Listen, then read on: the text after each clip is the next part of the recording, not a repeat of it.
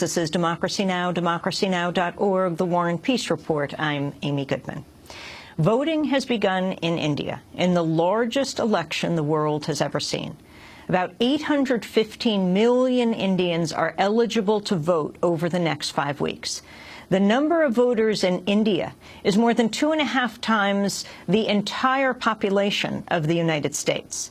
The election will take place in 9 phases at over 900,000 polling stations across India.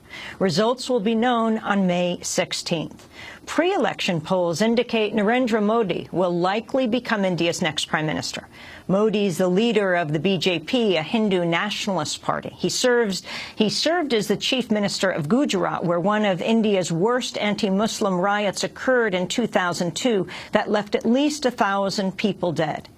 After the bloodshed, the U.S. State Department revoked Modi's visa, saying it could not grant a visa to any foreign government official who, quote, was responsible for or directly carried out at any time particularly severe violations of religious freedom. Modi has never apologized for or explained his actions at the time of the riots. Modi's main challenger to become prime minister is Rahul Gandhi of the ruling Congress party. Gandhi is heir to the Nehru-Gandhi dynasty that's governed India for much of its post-independence history. Several smaller regional parties and the new anti-corruption Common Man Party are also in the running. If no single party wins a clear majority, the smaller parties could play a crucial role in forming a coalition government. Well, today we spend the hour with one of India's most famous authors and one of its fiercest critics, Arundhati Roy. In 1997, Roy won the Booker Prize for her novel The God of Small Things.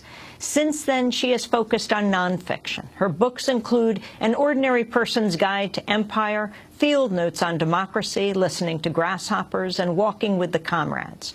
Her latest book is titled Capitalism, a Ghost Story. Nermeen Sheikh and I recently sat down with Arundhati Roy when she was in New York. We began by asking her about her new book and the changes that have taken place in India since it opened its economy in the early 90s. What we're always told is that, there's going to be a trickle-down revolution, that that kind of opening up of the economy that happened in the early 90s was going to lead to a inflow of, foreign capital, and eventually the poor would benefit.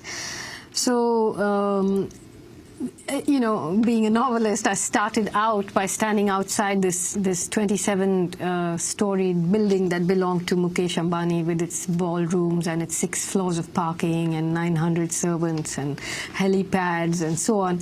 And it had this 27-story high vertical lawn. And bits of that grass had sort of fallen off in squares, and so I said, well, trickle down hasn't worked, but gush up has, because after the opening up of the economy, we are in a situation where 100 of India's wealthiest people own, their combined wealth is 25% of the GDP, whereas more than 80% of its population lives on less than half $1 a day. And the levels of malnutrition, the levels of hunger, the amount of food intake, all these, while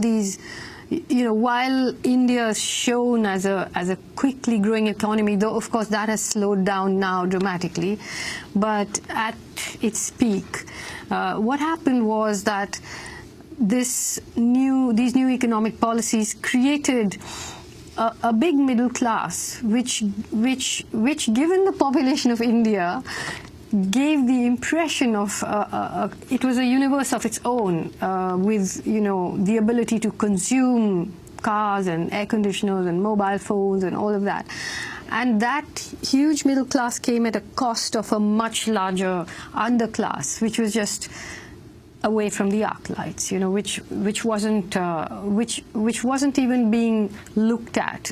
Millions of people being displaced, pushed off their lands, either by big development projects or just by land which had ceased to be productive. You had I mean, we have had 250,000 farmers committing suicide, which, if you even try to talk about, let's say, on the Indian television channels, you actually get insulted, you know, because... I mean, it's an extraordinary figure. It's 250,000 farmers who've killed themselves. Yeah. And let me say that that figure doesn't include the fact that, you know, if it's a woman who kills herself, she's not considered a farmer, or now they'll start saying, oh, it wasn't suicide, oh, it was depression, it was this, it was that, you know. But why are they killing themselves? Because they are caught in a debt trap, you know.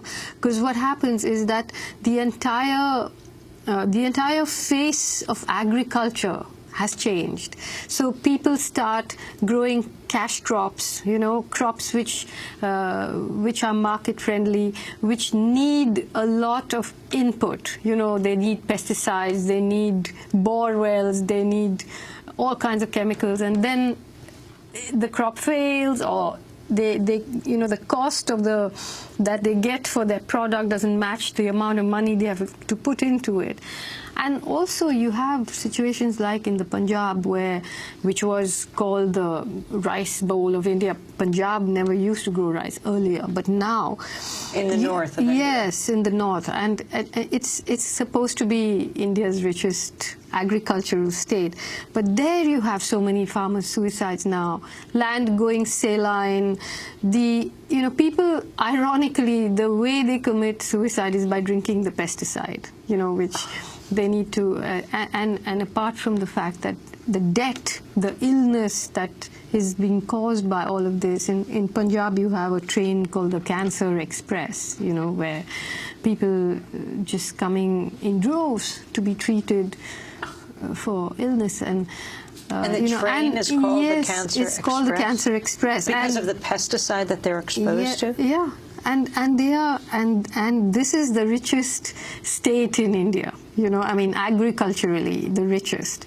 And there's a crisis there, never mind in places like, you know, towards the west, Maharashtra and Vidarbha, where, you know, farmers are killing themselves almost every day.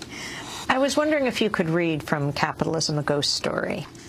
So in India, the 300 million of us who belong to the new post-IMF reforms middle class, the market, live side by side with the spirits of the netherworld, the poltergeists of dead rivers, dry wells, bald mountains and denuded forests, the ghosts of 250,000 debt-ridden farmers who've killed themselves, and the 800 million who have been impoverished and dispossessed to make way for us, and who survive on less than $0.50, which is 20 Indian rupees a day.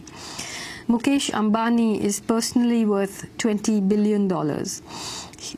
He holds a majority controlling share in Reliance Industries Limited, RIL, a company with a market capitalization of $47 billion and global business interests that include petrochemicals, oil, natural gas, polyester fiber, special economic zones, fresh food, retail, high schools, life science research, and stem cell storage services.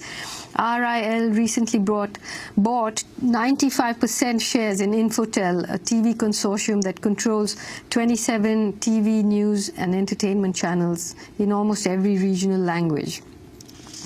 RIL is one of a handful of corporations that run India. Some of the others are the Tatas, Jindals, Vedanta, Mittals, Infosys, SR. Their race for growth has spilled across Europe, Central Asia, Africa, and Latin America. Their nets are cast wide. They are visible and invisible, overground as well as underground.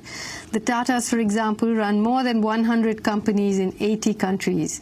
They are one of India's oldest and largest private sector power companies. They own mines, gas fields, steel plants, telephone and cable TV and broadband networks, and they run whole townships. They manufacture cars and trucks and own the Taj Hotel chain, Jaguar, Land Rover, Daewoo, Tetley Tea, a publishing company, a chain of bookstores, a major brand of iodized salt, and the cosmetic giant Lakme, which I think they've sold now. Their advertising tagline could easily be, "You can't live without us." according to the rules of the Gush-Up Gospel, the more you have, the more you can have. Arundhati Roy reading from her new book, Capitalism, A Ghost Story. We'll be back with her in a minute.